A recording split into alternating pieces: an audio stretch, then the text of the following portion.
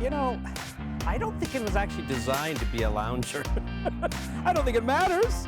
It actually is pretty comfortable, and maybe I've just created some new trend here. But hey, how are you? Look at that, it's Friday! Indeed, we are streaming live at Tannery Park in Oakville. And this is Oakville's newest park. It is such a pleasure to have your company today. Thank you for making our show a part of your day, because I know a lot of people are busy. This is the Here and There Show. If you're brand new to the program, we do this every Friday. We stream live on my Facebook page. It's about discovering communities, green spaces, little gems, and pulling back the curtain, revealing the story behind them. So it's good to have you along here. We're in for a great show. This is a real magical spot for so many reasons. As I sort of step out of the way here, you can see there's a lot of development. This is the finished product after years of rehabilitation. In fact, this was the town of Oakville's most extensive park and shoreline redevelopment, offering a place not only for people to gather, but also wildlife. And that's what's really important here. So we'll give you a tour and we'll sort of highlight a few features which I thought were really amazing. And we're also going to head up to the hill there and talk about that sculpture, which in itself is amazing because it's a part of celebrating the naval history here in the town of Oakville. Also coming up on today's program, we have the Nod to Nature. I'm going to take you overseas to, in fact, look at a glow-in-the-dark wasp nest. This is the first of its kind discovered. Very cool stuff, so we'll show you that. We have a new AKQ, the Anwar Knight Query. We'll get to it in just a moment. But I want to start off with a brand new feature here on the program, and that's the LOL file. Of course, LOL meaning laugh out loud! You see, I can always count on Vern. The Laugh Out Loud file. Now, this story, I want to set it up first. It made me laugh out loud. I hope it will for you as we wrap up the week here. So we're going to Dublin. There's a family, okay? And there's a little kid, he's celebrating his communion. Grandma and Grandpa have made this really cool gift basket for him. And the cousins and the siblings all behind with their phones, they're ready to capture this moment. This youngster is going to open this up, and tethered here to his gift is a €100 note. It's about 150 Canadian, right? And for a kid, I mean, that's like jackpot, right? So look what happens as he opens up his gift. So you can see what happens is that somebody didn't tether it to the bottom of the box, and there goes the entire balloon with the euro attached to it. And what I love, and I slow-moed here, you can actually see, look at the older kid in the back, his face just trips the balloon as he's going up. And the whole family is freaking out. So I should be cringing because helium balloons for the environment are not a good thing. But I just thought it was a very endearing moment there. You know, everybody's excited. They want to surprise this little guy. They're giving him €100 and up it goes into the sky. So you can be sure that, there will be some choice words after that event happened in that house. But it gets me to the AKQ, and the AKQ is, what is the biggest amount of money you either won or found? Think about that. For me, the lotto, probably 20 bucks. I can't think of anything more. And even with 20, I was like, woohoo, right? But in terms of finding, you'd have to go back many years. I found 140 bucks in the snow on the sidewalk at about midnight in Toronto. Wow. That's what I said. What's that, today's money? Yeah, well, if we're going back in your day, no, 140 bucks is 140 bucks, right? I was pretty tickled. And, somebody say, well, did you look for anybody? It's midnight, and it was in the snow on the sidewalk. And I just sort of was walking to the parking lot, and it hit my foot, and I thought, there's 120, there's 220, there's 320. I had 140 bucks. So that was my biggest get. How about you guys? Found or won? Vern? $100 for me in an empty cigarette packet at a bus stop in Calgary. 100 bucks, cigarette pack in Calgary. That's a good find. Yeah. Ricardo? I'm so unlucky. Probably $2 in the lottery. Okay, you know what? Remind me never to join the lotto pool with you. Yeah. Okay, because you're bringing that luck down. Never. Richard, what about you? I found a wet lottery ticket in the spring melt on the ground. And? Picked it up to be the good citizen. Yes? $100. Hey! Now Well, that's a good story too. Wow, $100. So that's what we're asking you. We have a lot of people joining us already today. Janet is here, as well as John and Sharon, Miranda. We have, Susan Budd is joining us from Embro. It's good to see you, Susan. Say hello to Jim. We have John joining us on Vancouver Island, 17 right now. You know what, 17's okay for me. It's going to heat up here, and we'll explain about that a little bit later on. Gail is joining us, waited all week for this. Thank you, Gail. We appreciate you joining us. And Pinkin is also joining us, wishing everybody a wonderful day. Janice, Barbara, and Murray says, Happy Friday. Absolutely. Christopher is with us. G'day. And John Shepard is joining us. Catherine says, TGIF. Great to see you again out and about. Yes, indeed. So let's begin a little bit of our tour here, because there's a lot of things to talk about. Firstly, we can sort of see as we go through here, you can tell about some of the redevelopment that has happened here, right? I mean, you can see that a lot of it does look pretty new. So Tannery Park is where 16 Mile Creek meets Lake Ontario, and there are terrific pathways, and you can see them here, because this is, you know, all new. And what I love about this is that it's very accessible. So if you're in a wheelchair or you're on a walker, you know, this is a park for everybody. And I think, you know, more municipalities, in this case the town of Oakville, you're starting to think about that, inclusivity. So if you were to come here, I mean, you pretty well could tour all of it if you're in a wheelchair. So that's what's magic. And what I really like is that you can get right up to the water, right? So that's another feature. But this development required, of course, infilling into Lake Ontario. I mean, you can see here they've built in along the shores, and that's never an easy thing in the physical sense, but also logistically, right? I mean, there's a lot of environmental concerns when you're infilling the lake. So there were safeguards in place, which is good, to protect the environment, regulatory agencies, Department of Fisheries and Oceans, Ministry of Natural Resources. So they monitored all of this, and they deemed what is the best way to do it.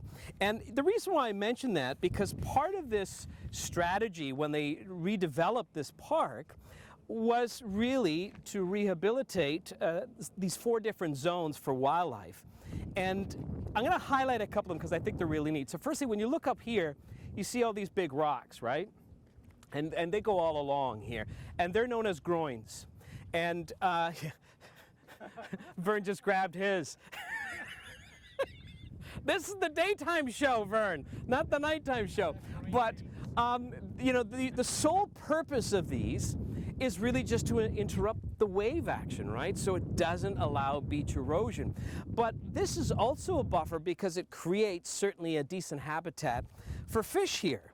And that is really, really important. So it's not only about, you know, making this aesthetically pleasing to the eye and welcoming for people, but this also is helping nurture nature. And there's a lot of thought process with that. Also, if you hop over here, you'll see the cobble, I call it the Cobble Beach, if you will. And this was never here. You know, the cobblestones were never here. It's a brand new feature. And again, you know, not only for people, but also for certain fish species, which, you know, is really quite something. And then when we talk about the last item, and there are many different zones here, but they're called Boulder Clusters. And some of them, you know, it's hard to see. Sorry, Ricardo, can we go back to that side? Because I wanted to, it's going to be hard to see because it's all down to the water. But if you look at some of these holes in here, okay, oh look, there's a good little spider in there actually. Oh, look at this guy, he's a big guy here, look at this. Wow, hello. So some of these are down at the depth of the lake, and they provide a real unique habitat for an extraordinary species of fish known as the American eel. And it is one of the broadest diversity of habits of any fish species in the world, in fact, because they are catadromous, which means that they are born in the ocean, they mature in fresh water, and then they return to the ocean. Now, obviously, it's not happening up here, but I wanted to give you an idea about the holes. So they're going to be embedded along the shoreline here, you know, underneath the water. But I want to show you a picture of this American eel fish because it does look like an eel. So as we pull that up for you, it is a fish, but it has a long snake-like body and fins that extend along its back and around the tail and its underside. And what's really significant is that they are an endangered species in Ontario. I know some are probably screaming at the picture of it because it is kind of creepy looking, but it is really significant in the Indigenous community. And when we talked about some of the regulatory bodies that came together to do this redevelopment, they also had the Mississaugas of the New Credit First Nations that were a part of it. So this is about the reconciliation as well. So this, in particular, when we talk about the Boulder Clusters and the American Eel Fish, it is specifically to hopefully nurture the population, especially considering that they're an endangered species. And I thought that was very cool. So let's continue our tour. As we're doing so, we will continue to say hello to you. We're going to go all the way down. Donna says hello from Lindsay. It's good to have you. And Margaret says great weather for you today. Looking forward to seeing what you have going on for the show today. Shar says on vacay, our trailer on Buckhorn Lake this week, but had to tune in to see your show every Friday. That's nice of you. So you're getting a live stream at Buckhorn Lake. That's awesome. How cool is that? You know, what we should do at some point, we should try to get you guys to send images. And we can, you know, sort of see where you guys are watching from. Jason, who's producing, you know, back at control, he's also putting up some of your comments throughout the show as well, because we love to engage, and that's really, it's part of the magic of the show. We also have Sandra's joining us, and Wendy says for the AKQ, I lost 140 at night in the snow. Well, okay, Wendy. Yeah, we'll have to connect about that. That's interesting. Were they crisp $20 bills? You tell me. JP Wright says, I just won $50 on a $3 scratch ticket. You know, isn't it something, right? It doesn't take much. You know, yeah, we dream about, you know, when they have the $60 million payoff and all that. You give me 20 bucks, 50 bucks, I'm doing a dance. I'm pleased. Of course, they just put it back in to buy more tickets. But Christy Alec is joining us, watching us from home in Bronte. Penny Lynn says greetings from Dan and Penn in Oshawa. And also Ron joins us, and Janet says, oh, found 20 bucks in an old purse in my closet. You guys can walk through, don't let us stop you, we'll just hop over. Oh, you want to say hi? You want to wave? You can wave, see if people are coming by. We're just giving everybody a tour of the park. We're streaming live around the world here. So go ahead, you guys walk where you want to go. Can I ask you one question? What's the biggest amount of money you ever found or won? Sorry, my English is Oh, okay, okay. I'm from China. Oh, okay. Well, you enjoy your tour here. Enjoy your tour. Okay. So that's the AKQ that we're doing here. Laura says 20 bucks in a bank machine and countless quarters in phone booths of my childhood. What's a phone booth? Right? I mean, you know, that's the other thing. People are wondering. I mean, obviously our generation can relate. In fact, you know, it's interesting. If you do still see the odd one, I am compelled to take a photo of it and tweet it, because you just don't see that anymore. And, you know, it's interesting because I think they started at probably 5 cents, went to 10, and then it was a quarter, and then, you know, everything changed right from there. Char says, my husband bought me a Max ticket and put it in my Christmas card a few years ago, and it won 6,200 bucks. Wow. Well, duh.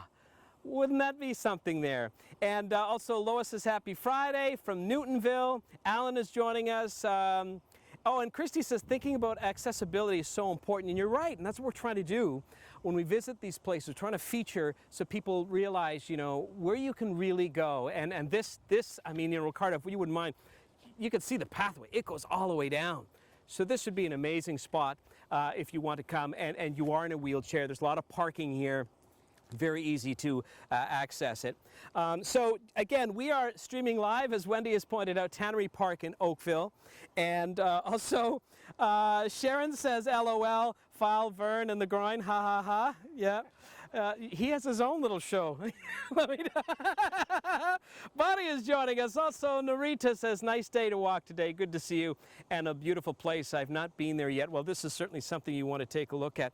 Now, before we go to the top, I want to get into the forecast and let you know, because tomorrow would be a beautiful day to certainly come by and explore this space. So we're going to start off by letting you know that the weather is brought to you by the Big Blue Marble podcast.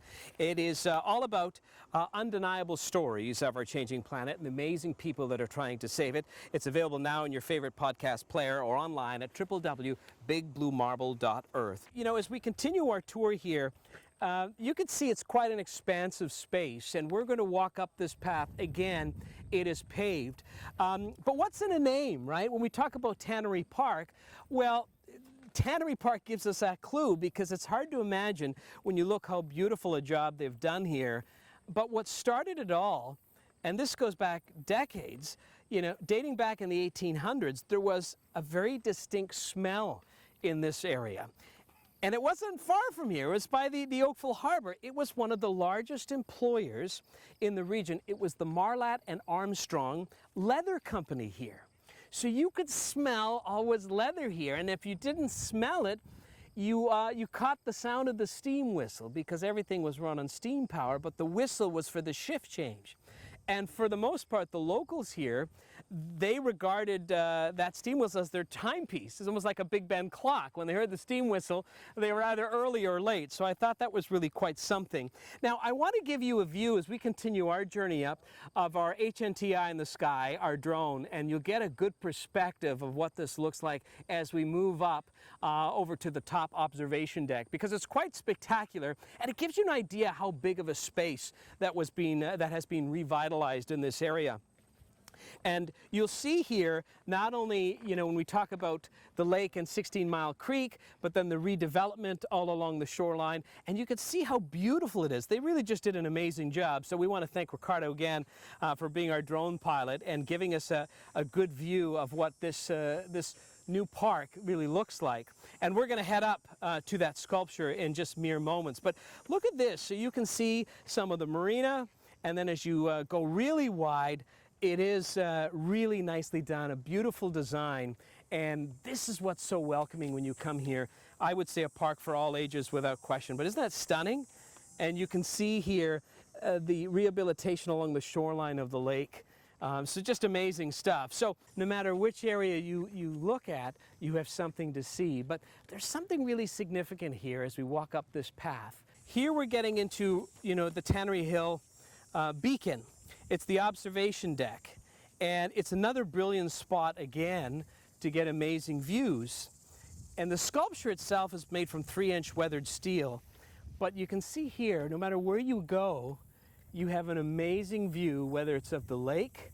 Over to the left, you'll see some of the boats, but if you look very carefully, I'm going to go to the other side, you will actually see the skyline of Toronto. Look at that. So that's pretty cool. You know, you look at the distance and you can see the city of Toronto. So this is just another spot again. You could spend a few hours. In fact, if you wanted to do a picnic here, they have some of the areas are certainly covered off, I should say shaded, you know, with the trees. But you can have the kids and they can explore all around. It's really amazing. But isn't that something? There's the city of Toronto. So this sculpture here, though, very cool. Firstly, as I mentioned, it's very thick steel, but you can see here there's some cutouts in it. And that represents the sunset reflections that would naturally occur on the water.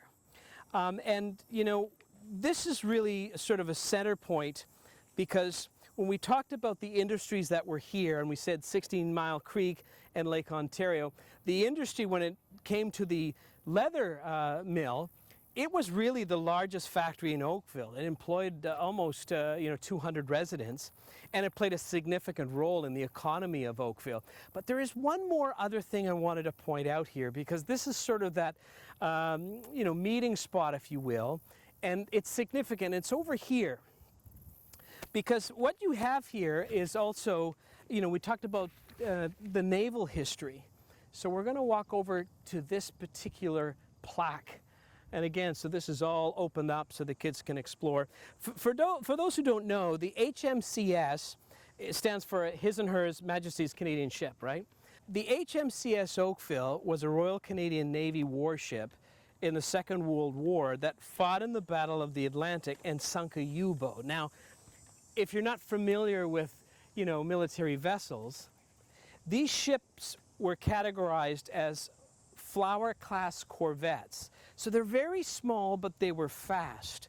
But they really, you know, to be able to sink another ship, a U-boat, it's quite something. So the brave crew saw an opportunity. They rammed the German U-boat and ultimately sank it. And, you know, the 1942 HMCS Oakville was one of the most famous corvettes of World War II, and it was named after Oakville. So they had a big ceremony here And this is quite poignant, right? You know, on previous shows, we were over further east, and we talked about the shipbuilding that happened here. So this was a very also busy area in terms of ship enterprise. But this is now a ceremony, and they've done a few ceremonies on this hill and in this area to really commemorate it. Now it really has a place that people can gather, and it's a beautiful spot. They've done such a just amazing job, not only for this, but of course for the sculptures. So very cool stuff. And you know, the thing is, back in the day, you know, when they had the christening ceremony for that ship, it was one of the largest public events in the town's history, right? And this dates back to the 1940s. So there's a lot of history, there's a lot of pride here, especially for historians in Oakville. This is a big part of, you know, what the town is made of, right? So very cool stuff. All right, as we continue to say hello to you, let me just log this back in. Yeah, Christopher points out good timing for mentioning this just prior to 9/11, you know, and you're right. You're absolutely right. And I think, you know, it is a time to pause and just remember how blessed we are and those who made sacrifices for what we enjoy each and every day. Lois says, hi from Lindsay. The amount of money I ever found was $20. Not lucky, but great show, so informative. Well, that's okay. $20, I'm okay with that. That's not a bad deal. Oh, Penny Lynn says, I make the ordinary so interesting. Well, you're very kind. I appreciate that. Cheryl is saying that Haley has mentioned a great spot. And Christy says, so important to explore nature right now. Thanks so much for uncovering these hidden gems. And there are a lot of them. That's what we hope to do. In fact, you know, one of the things that we want to do in each show is the feature that I call the nod to nature. The fact that nature always inspires me, and I'm trying to share that. So I want to end the show with, you know, another edition of our nod to nature. And this one, we go to Vietnam for this. I was just so floored because researchers have just discovered paper wasp nest that glows. Let me show you the images here. It's quite amazing to think about this. So they were trekking in northern Vietnam, and they were actually doing some other studies, but they stumbled upon this nest, and they noted under UV light, the cocoon caps used to seal the hexagonal cells, they glow. And it is so bright that it can be seen, you know, 20 meters away, which is, I mean, the photos are just amazing, right? And researchers still don't know exactly why it happens, but they speculate it may be to help filter off harmful UV light or help guide wasps in the evening twilight. So there's going to be more research done. In fact, you know, that is a whole division of research. They're trying to figure out about the ultraviolet light glow of certain creatures, because there are many creatures that actually glow, but the reasoning behind it, they're still trying to figure it out. And, you know, there's so many secrets in there, and sometimes scientists can take some of that and also utilize it for human benefits, right? They sort of say, hey, if that is doing that, maybe we can replicate it. I mean, if you look at the airplane, right? You know, it was replicated off certainly flying species. So very cool stuff. Just before we wrap up here, Ruth says, found $120 in my own linen closet, and I live alone. So maybe you were sleepwalking and you stashed it, but that's a great find. You know, it's interesting because, do you remember Y2K? They said everything was going to shut down, have your money, this and that. But because of that, to this day, I always have a couple $100 in the house just for that emergency, right? And we talked about emergency kits as well. You know, you could have all the platinum cards you want, but if the power's down, you're not getting anything with it, right? So to have a little bit of money, you know, ready in case there's an emergency. But when it's a bonus, Ruth, when you just find 120 in a closet, order a pizza, you know, and celebrate. To me, that would be well worth it. Alan says, thanks again for another educational episode and great sceneries. And Barbara's saying, everybody have a wonderful day and weekend. Yeah, show me a parade of hearts and the likes, please.